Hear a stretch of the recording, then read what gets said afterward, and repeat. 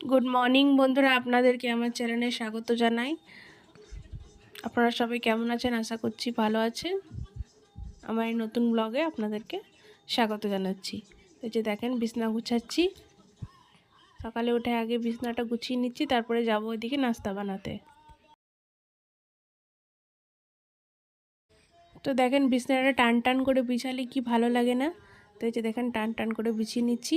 আর এটা কিনে আমার খুব সুবিধা হয়েছে বিছনা ঝাড়লে পরে। আর এদিকে চাদরটাকে উঠিয়ে দিলাম, এদিকে চাদরটা উঠিয়ে আর একটা বিছালাম। এটা একটু নোংরা বেশি হয়েছে, লাগছে বেশি বেশি নোংরা জন্যে। এমনিতে দুদিন ছেড়ে ছেড়ে আমি চাদর চেঞ্জ করেই থাকি, তাও। আর এই চাদরটা দেখছেন, এই চাদরটার রঙটা আমাকে খুব ভালো লাগে, আর প্রিন্টটাও খুব সুন্দর। তো এই যে এই চাদরটার দিকে বেশি নিচ্ছি। একদিকের বিছনাটা গুছানো হয়ে গেছে, এবার আরেক দিকটা গুছাচ্ছি। তো দেখেন কি সুন্দর লাগছে না? এই চাদরটা আমাকে অনেক ভালো লাগে, আর কালারটা এত মিষ্টি না।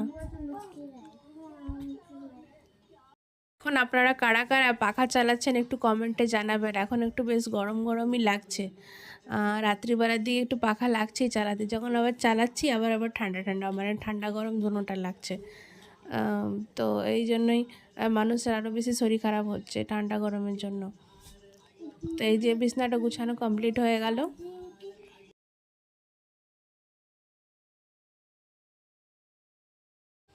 তো এই যে দেখেন, জামা কাপড়গুলো ছিল কালকে, তো ওগুলো গুছাইনি, এমনি রাখা ছিল, তাই গুছিয়ে নিচ্ছি। আর যেগুলো এখন পরা হবে সেগুলো রাখবো বাইরে বাচ্চাদের সবার। তাই বুঝতে পারছি না কি পড়াবো কি পড়াবো না, তো ওটাই দেখছি, দেখে দুখে রাখবো। তো এই যে কাপড় গুছাতে কাকে কাকে ভালো লাগে বা লাগে না একটু কমেন্টে জানাবেন, ঠিক আছে? কাপড় মানে এত কাপড় হচ্ছে, মেলে মেলে পারেশান। আর এমনি তো ঠান্ডার দিনে একটু বেশি কাপড় হয়ে থাকে, এখন তো গরম পড়ে যাবে, তারপরে খুব একটা গরম কাপড় তো আর বেরাবে না, তখন পাতলা পুতলে কাপড় জলদি জলদি শুকিয়েও যায়। তো এই যে একদিকে এদিকে সব আলাদা আলাদা করে করে রাখছি আমি, তাহলে সুবিধা হয়। আমি এরকম করেই রোজ গুছিয়ে থাকি, যেহেতু আমার আলমারি নেই, তাই জন্য এরকম করে। আর একদিকে তারের মধ্যে সব লটকে দেবো।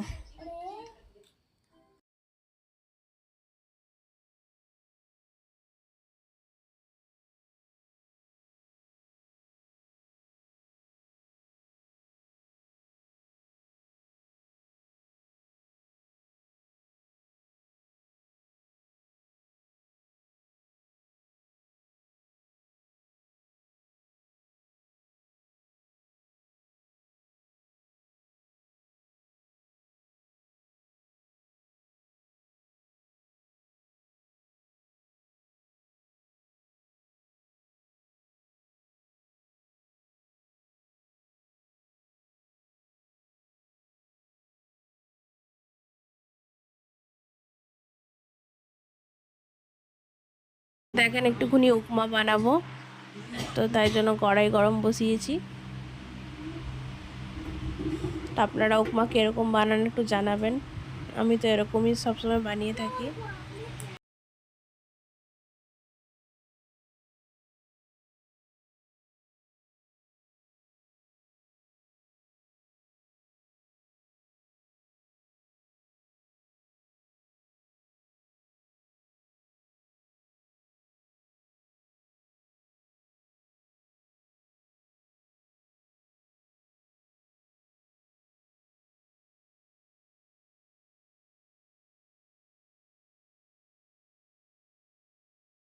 এই যে দেখেন, সুজিটা দিব, সুজিটাকে একটুখানি হালকা হালকা লাল লাল করে নেবো, ভেজে নেব, তখন কাঁচা ভাবটা চলে যাবে, তখন নামিয়ে নেব।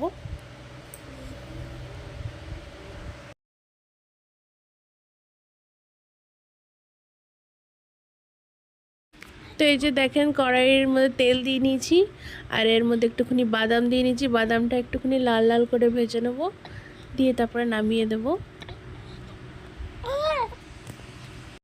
তো দেখেন, ওই বাদাম ভাজার তেলটার মধ্যেই যে সব রকমের সবজি কেটেছি একটু একটু করে, গাজর, আলু, পেঁয়াজ, তারপরে একটু কাঁচা লঙ্কা, আদা, আর এর মধ্যে একটু মটরশুঁটি অল্প একটু ছিল, তো ওটাই দিয়েছি। আর আপনারা চাইলে কিশমিশ, কাজু উজু দিতে পারেন, তোমার ছিল না তাই দিইনি।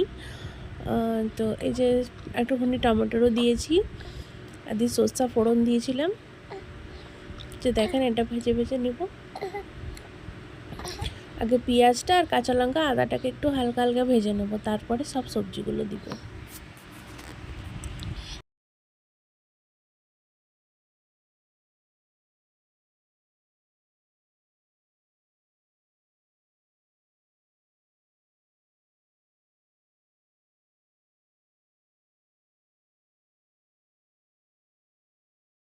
মধ্যে এর মধ্যে আপনারা মুগ ডাল আর একটুখানি ওড়ার ডালও দিতে পারেন। তো আমি আমার মুগ ডাল ছিল না তো দিইনি, সব ডালও কিছু দিইনি আমি।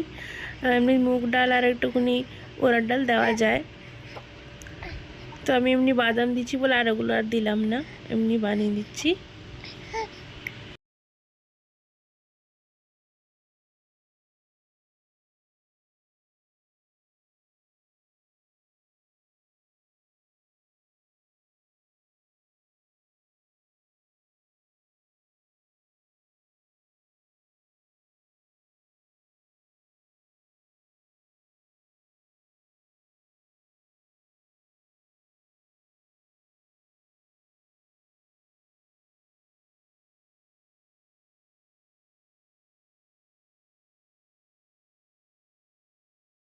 তো এর মধ্যে নুন, হলুদ, চিনি একটু বেশি করে একটু চিনি দিলে বেশ একটু মিষ্টি মিষ্টি লাগবে, বাচ্চারা খাবে তো তাই জন্য মিষ্টি মিষ্টি লাগলে ভালো লাগে খেতে। আর আমার তিতলি পিহু খুব একটা ভালো খায় না উপমাটা, ওরা সুজি মিষ্টি সুজিটাই বেশি ভালো খায়।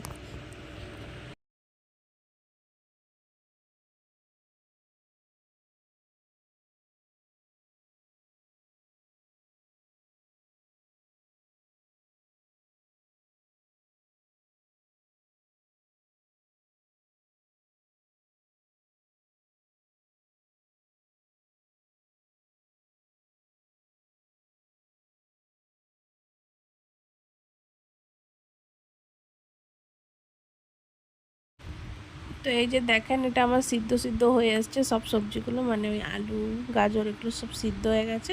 তো ভেজে রাখা সুজিটা দিয়ে দিলাম, বাস দিয়ে লাড়াচাড়া করে একটু ড্রাই ড্রাই রাখবো। আমাকে আরও বেশি ড্রাই ড্রাই ভালো লাগে, একদম মানে ঝরঝরা লাগবে খেতে, ওটা বেশি ভালো লাগে, গিলা গিলাটা বেশি ভালো লাগে না।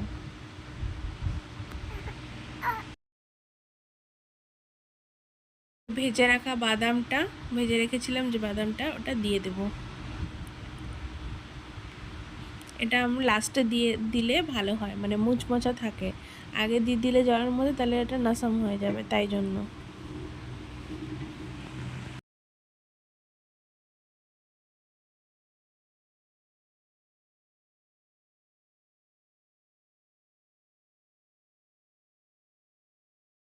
তো এই যে দেখেন দুপুরের জন্য বানাবো বলে এসে গেছি। ভাতটা হয়ে গেছে, আলুটা সিদ্ধ করে রেখেছিলাম, তো আলুটাকে এখন আমি ছুলে নেবো, একটু বড়ার ঝোল বানাবো তাই জন্য। তো এই যে আলুটাকে এখন ছুলবো, এদিকে সব কাজ হয়ে গেছে, এখন খালি আমি তরকারিটা বসাবো, দিয়ে ঘর মুছে স্নান করবো। তো যে আলুগুলো ছুলে নিচ্ছি, বড়ার তরকারিটা আলুটাকে একটু সিদ্ধ করেই বানাই আমি। আর এখন না নতুন আলু, তো নতুন আলুর মধ্যে এরকম স্বাদ নাই, একটু জল ঝল ভাব আছে, আর জলদি সিদ্ধও হতে চায় না। কুকারে সিদ্ধ করেছি তাও ভালো সিদ্ধ হয়নি।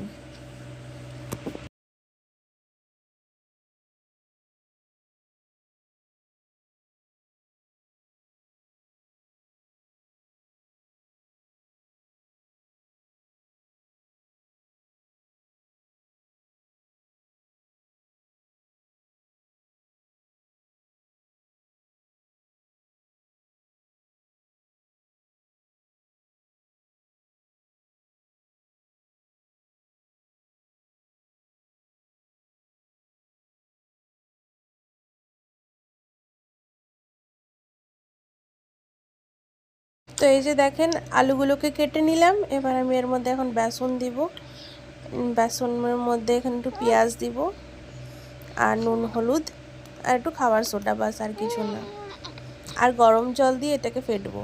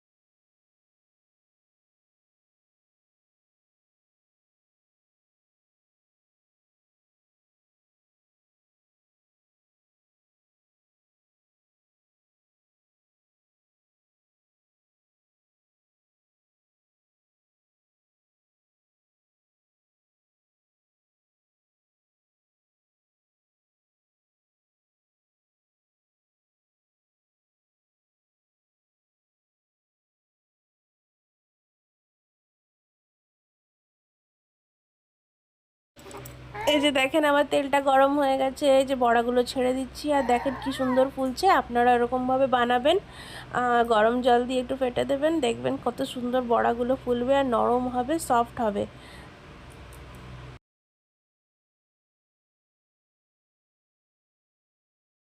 তো এই যে দেখেন কি সুন্দর ফুলেছে, আর আমি বেশি কিন্তু তেল দিইনি, ওই তেলের মধ্যেই ভাজবো, তারপরে এর মধ্যে তরকারিটাকে বানাবো। ওই যে দেখেন।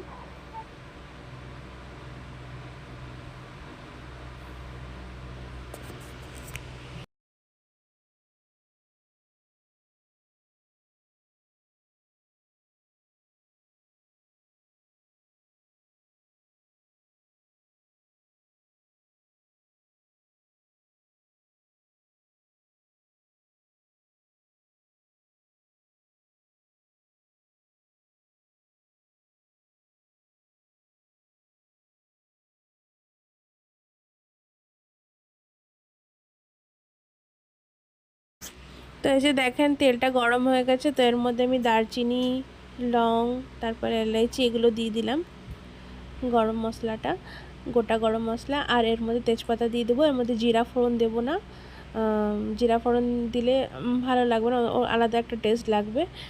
তো এরকম করে আপনারা বানাবেন, দেখবেন পুরো মাংসের মতন লাগবে খেতে, মাংসের ঝোলের মতন। তারপরে এর মধ্যে আমি এক এক করে সব মশলা দিয়ে দেবো, আদা রসুনের পেস্ট দিয়ে দেবো। তারপরে এর মধ্যে চিকেন মশলা, জিরা পাউডার, ধনে পাউডার, হলুদ আর নুন, চিনি আর একটা মিক্স মশলা, ওটাও দিয়ে দেবো, অল্প অল্প সব দেবো। আর এর মধ্যে একটু ইয়ে দিয়ে দেবো, কাশ্মীরি রেড চিলি পাউডার থাকলে ওটা দিয়ে দেবো, কিন্তু আমার কাছে ছিল না তাই আমি দিলাম না। ঠিক আছে, আর এরকম করে আপনারা বানিয়ে দেখবেন, খেতে অনেক টেস্টি লাগে। আর এর মধ্যে টমেটো দিয়ে দেবো, বাস আর কিছু দেবো না।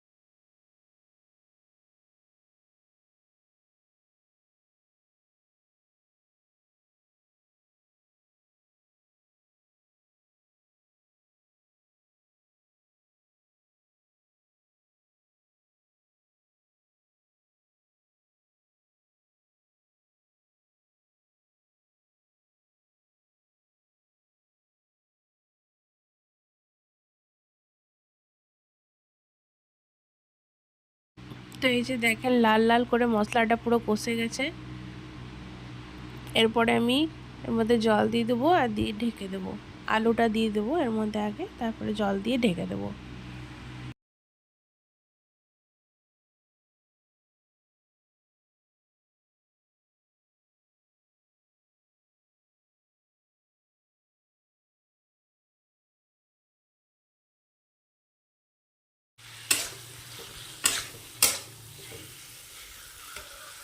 তো এই যে আমি এখন জল দিয়ে দেবো, আর আপনারা একটু জলটা একটু বেশি করে দেবেন, কেন কি বড়াটা যখন দেবেন না তখন বড়াটা পুরো টেনে নেয় জল, তাই জন্য একটু জল বেশি করে দেবেন। তো এই যে দেখেন আলুগুলোর ভিতরে পুরো ঝোলগুলো ঢুকে গেছে। তারপরে এখন আমি বড়াগুলো দিয়ে দেবো, ঠিক আছে। আর এই যে দেখেন আমি যতটা ঝোল ঝোল রেখেছি, আর একটুখানি নুন আর চিনি কম হয়েছিল, তো তাই জন্য আমি এটা দিয়ে দিলাম। তো আমার ব্লগটা আপনাদেরকে কেমন লাগলো বন্ধুরা একটু কমেন্টে জানাবেন। যদি ভালো লেগে থাকে তাহলে লাইক শেয়ার সাবস্ক্রাইব করে দেবেন। তো আজকের মতন এখানেই, কালকে আবার একটা নতুন ব্লগ নিয়ে আসবো। তো টাটা বাই, আপনারা সবাই ভালো থাকবেন, সুস্থ থাকবেন।